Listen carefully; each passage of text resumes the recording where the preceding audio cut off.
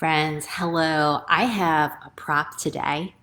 I have a prop for this topic. So stay here, stay tuned. I'm going to share this with you. I'm here to share with you about burnout and talk about burnout because it's something I'm seeing so much of from high achieving women. And I want to talk about first the causes of it and then what causes us to stay in it and then really how to get out of it in a very simple way. So the burnout and what's causing it, oh my goodness, there's so many things. So it could be really, it's coming from work.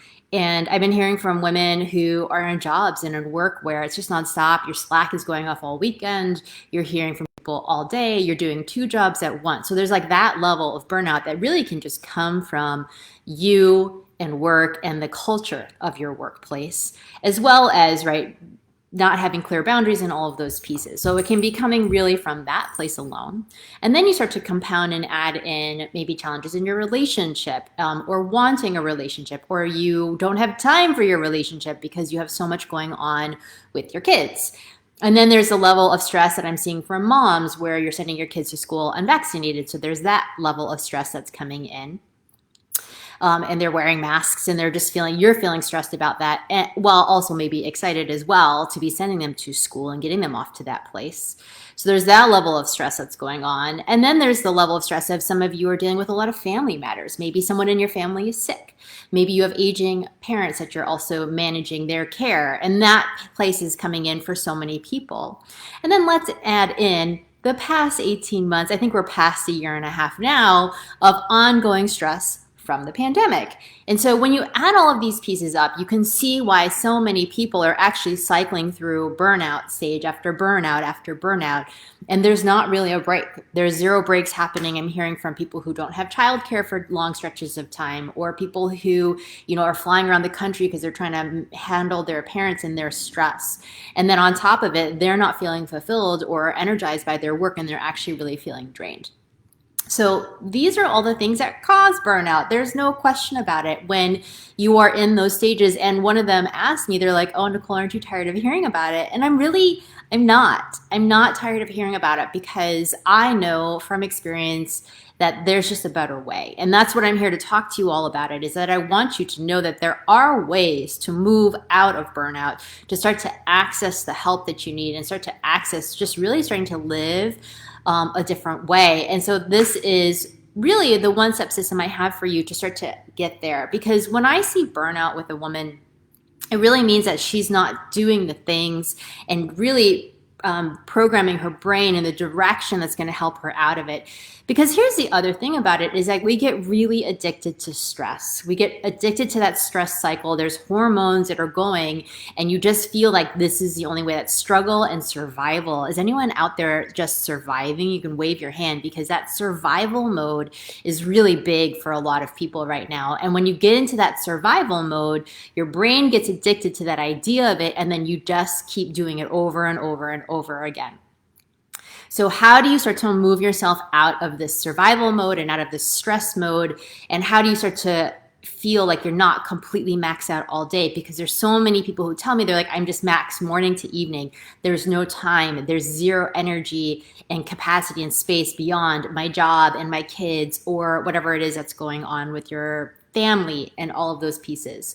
So this is one simple step, and this is really easy. It's one of my favorite things to do because I also really understand too. I love to not do it this way. I love to make my life a little hard sometimes too. I love to think, that's never going to happen. I can also get into that same stress cycle, which is why I have this amazing prop here, which any of you can order online, and I highly recommend it.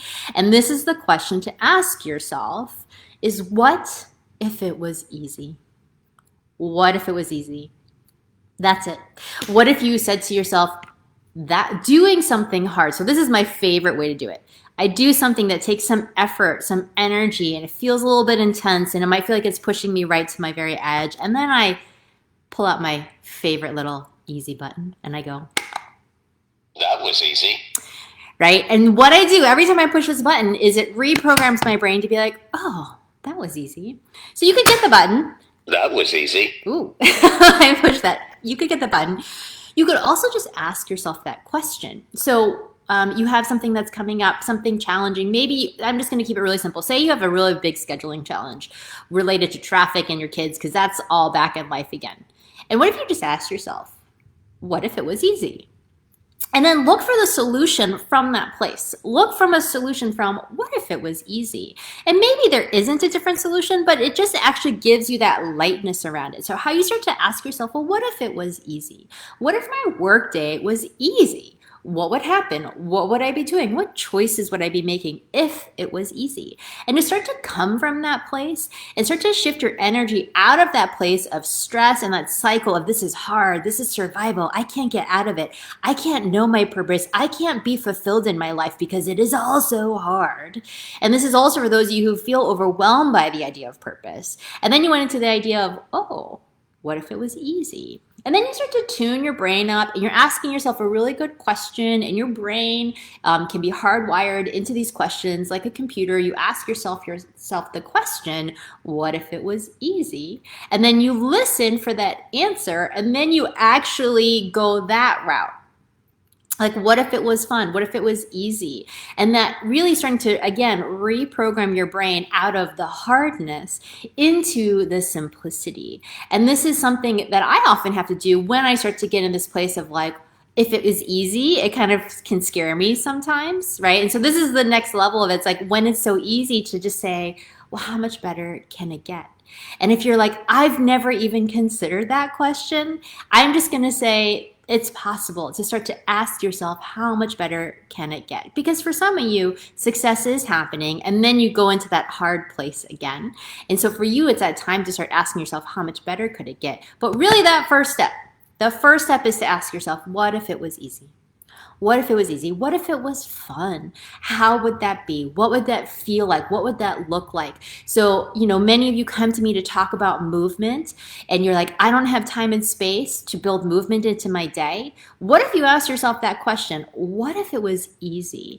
And then you found access to movement and you made it really simple in your life. And you're like, what if it was easy to build movement into my day? What would I do? You look at your calendar, you're like, oh yeah, there's 15 minutes. That's easy, right? And then if you're me, That was easy. you hit the button and then you go, right? So this is the key. It's like, how do we start to move our brain out of this hard survival heavy place into a simpler place, and then realize that it is possible, that there are so many things that are possible. Moving your body, self-care, and then starting to do the things that really ground you and shifting your mind and your brain into that place. And that's the thing that's really going to start to free you out of the burnout and that survival cycle.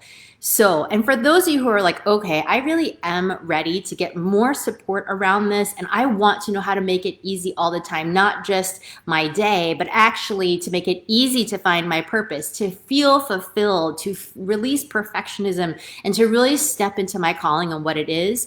Today is the last day to sign up for my free assessment, Design Your Purpose Plan.